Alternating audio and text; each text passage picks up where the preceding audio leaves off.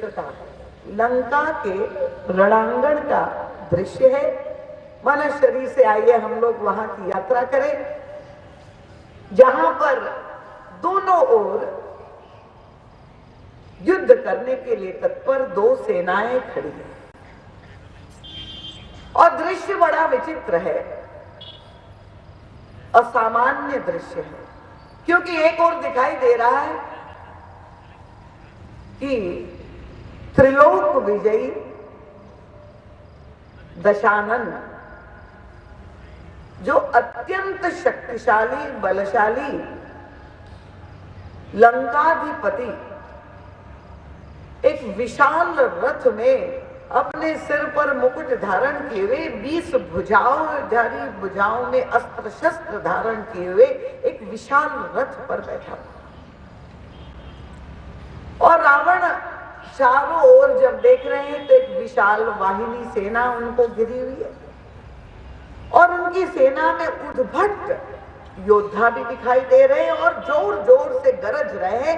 युद्ध प्रारंभ होने जा रहा है और युद्ध के प्रारंभ में जैसे नगाड़े जो ध्वनि की जाती है, विभिन्न प्रकार के बाजे, शंख, जो है दुंदुभी इत्यादि यंत्र बज रहे हैं और युद्ध करने के लिए सारी उनकी राक्षसी सेना तत्पर है।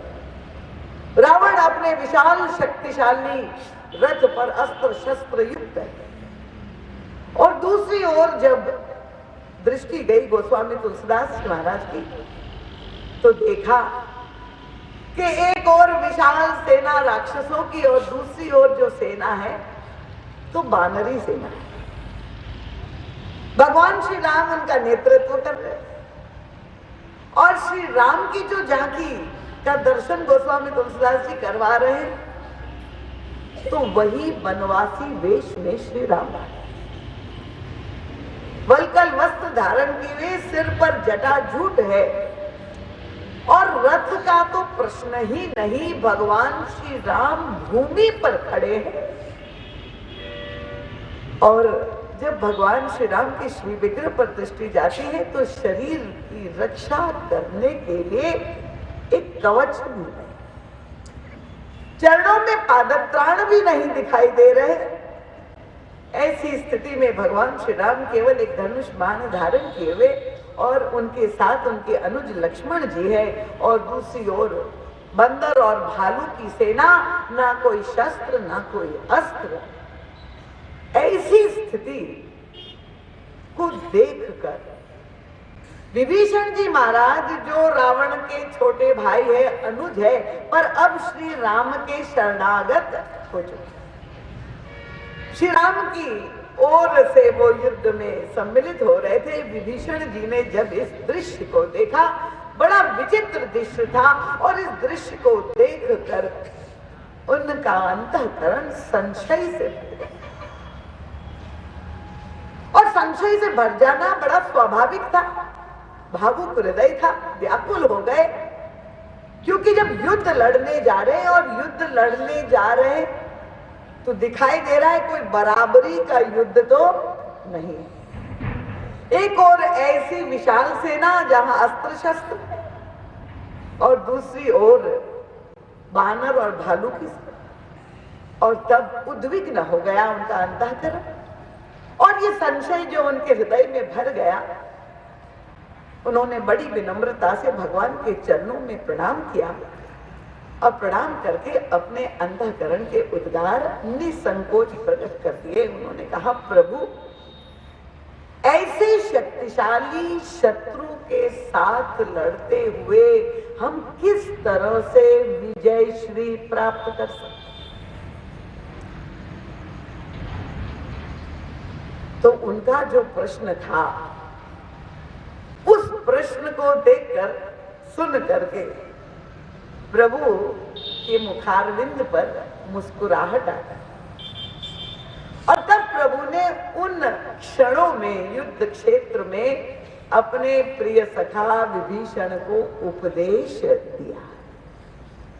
इसी उपदेश की पंक्तियां अभी मैंने आपके समक्ष पढ़ी है और ये बड़ा प्रचलित प्रसंग है। कुछ लोग उसे धर्मरथ के रूप में जानते हैं और कुछ वक्ता इस प्रसंग को राम गीता के रूप में भी जानते हैं।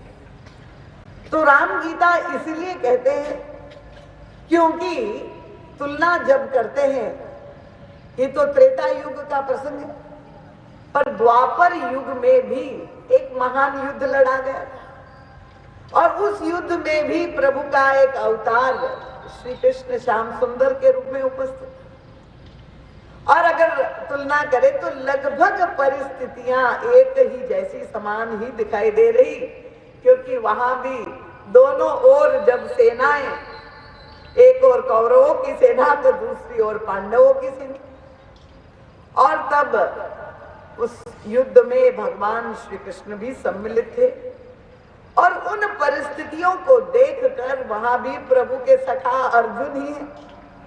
अर्जुन के मन में यही संशय, यही व्याकुलता, क्यों? क्योंकि उन्होंने देखा कि प्रतिपक्ष में सामने ओर जिनकी ओर उन्हें लड़ना है, जिनके विरुद्ध उन्हें लड़ना है, वहां गुरुजन खड़े थे, प्रियजन खड़े थे, परिवार के सदस्य खड़े थे, और तब वो युद्ध से विरत होने लगता है।